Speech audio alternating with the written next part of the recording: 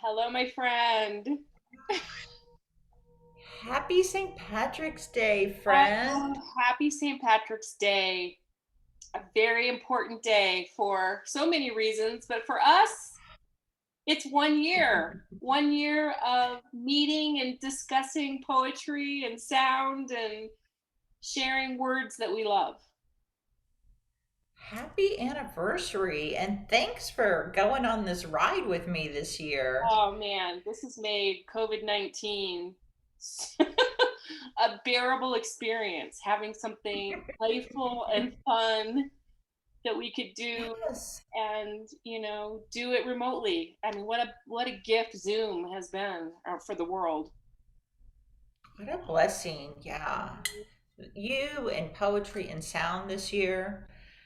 I remember our conversation. Let's just hop on Zoom and share some poetry just as a way to connect. Mhm. And here we are a year later. Yeah. It feels really full, and while we've taken just a little bit of a break just because life kind of got busy, and it's nice to kind of be back in the groove, especially today. I have a Yeah. really sweet story and sweet poem to share with you, and I'm really excited Oh, about it. I'm so excited. Let's just dive in. Hey. So this is how spirit, will have this playful way of showing up in your world. And so I have a little story to set the stage for this. So it was July of 2017 that the author of the poem that I'm going to share with you walked into the Meditation Academy offices, and um, this just sort of 105-degree hot Sedona day when nobody was really circulating out because it was so warm. I hear the little tinkle, tinkle, tinkle sound of the front door chimes to let me know that somebody was in. And I look up, and there's this woman who looked like a little like pale and sort of like wilting and Hmm. like dazed, like she wasn't quite sure she was in the right place. And I said, you know what? Go sit over on the little sofa. I'm going to get you some water. And I went to the back of the offices and I got her a cup of water, brought it out to her, and, handed her the water. And she, nodded and, drank her water. And when I felt like she'd sort of collected herself a little bit, I just sat in the seat across from her and, welcomed her to the meditation center, but asked her, so, are you visiting from out of town?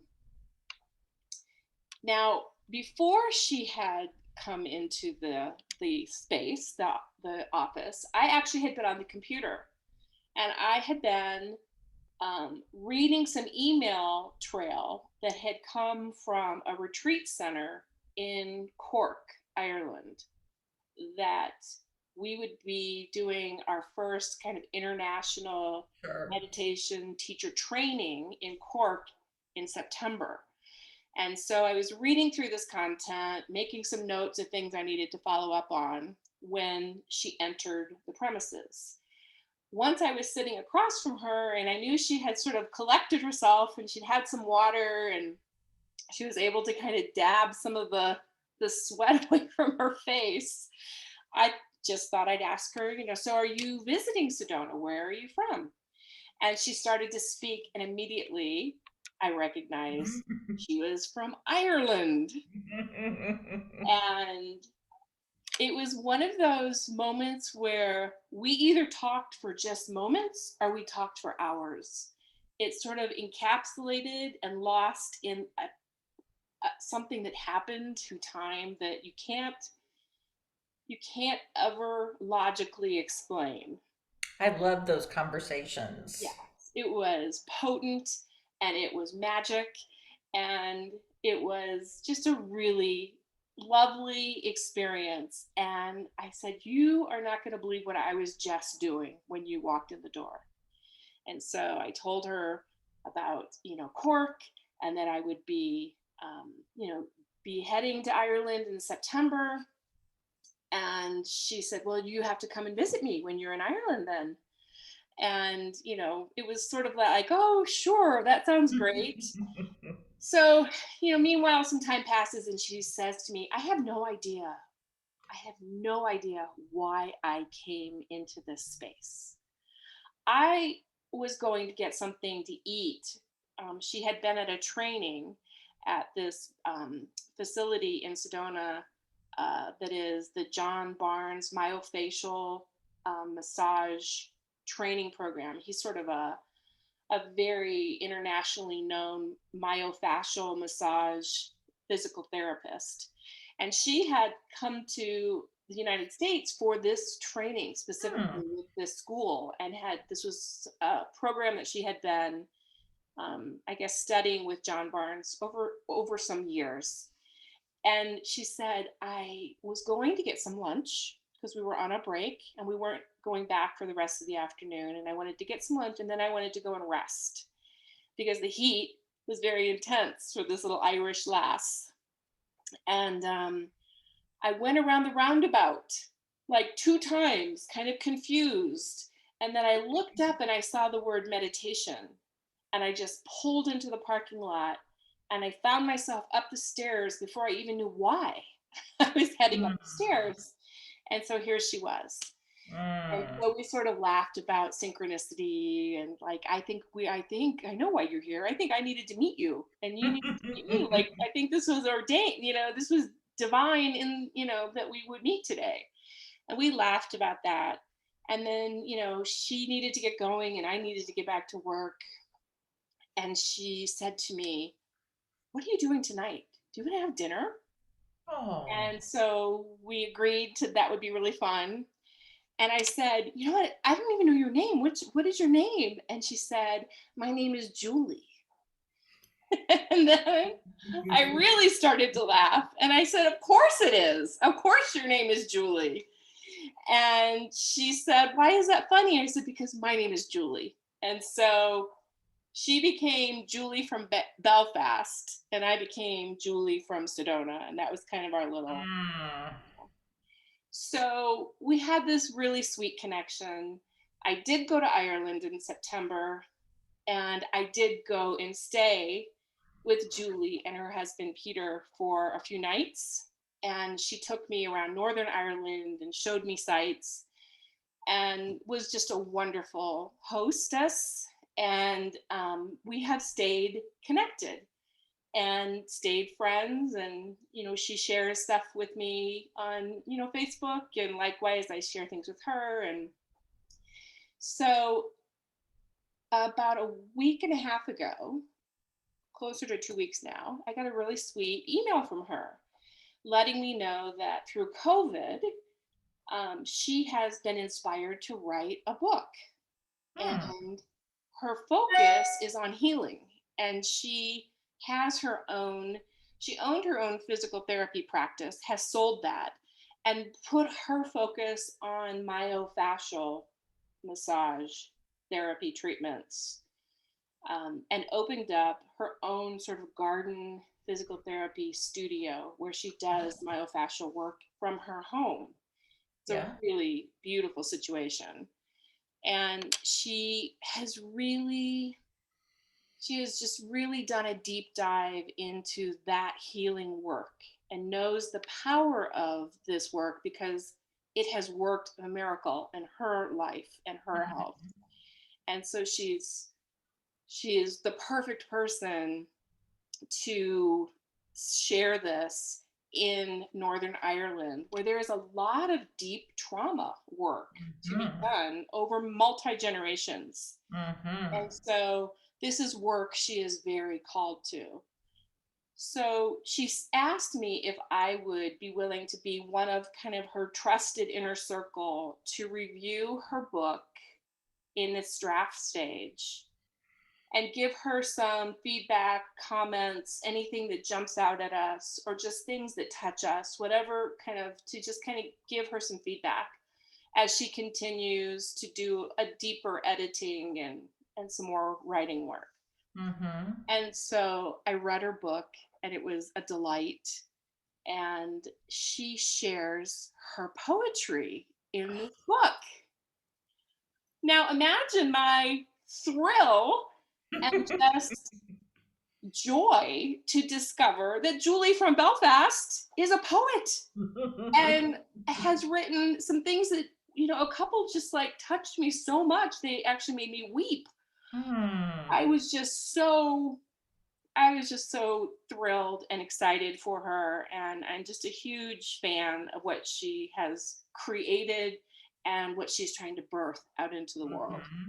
So I asked Julie from Belfast if Julie from Sedona could read one of her poems and share it with you, knowing that it would, be posted eventually on our YouTube channel. And she was delighted.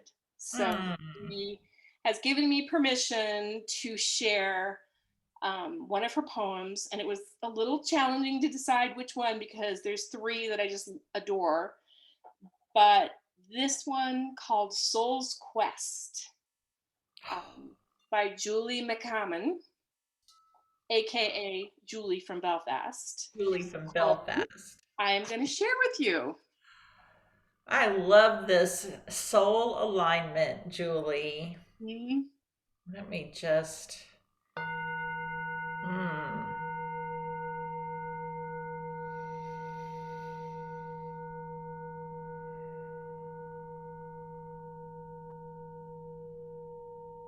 Soul's Quest. As I begin to listen to my body, something cracks open deep inside. I begin to hear my soul. As I rediscover my body, feeling safe enough to climb back inside, I discover my essence. She is soft, she is tender, she moves like liquid when I let go. All along, she has been hiding under the surface, dwelling in the shallow waters of my being. She longs to be held gently in my heart. Love is her language. Always available when I ask for help, she swaddles me in unconditional love. Pure and wise, she lives in my greatest depth. I have the power to call her into form. She is present. She serves. She heals. She replenishes and restores. She is love. As I learn to drop inside, I feel rooted in her presence. Her softness can be felt in my breath. When I rest, I can feel her peace. Each time I return, she sets me free. Choosing to stop tightening and bracing against life, I have found her comforting touch. As I learn to speak a new language to my body, one of well being, one of restoration, one of grace, I am breathing the soft one within me awake. As I listen to her message, I am learning to listen to my soul. Mm.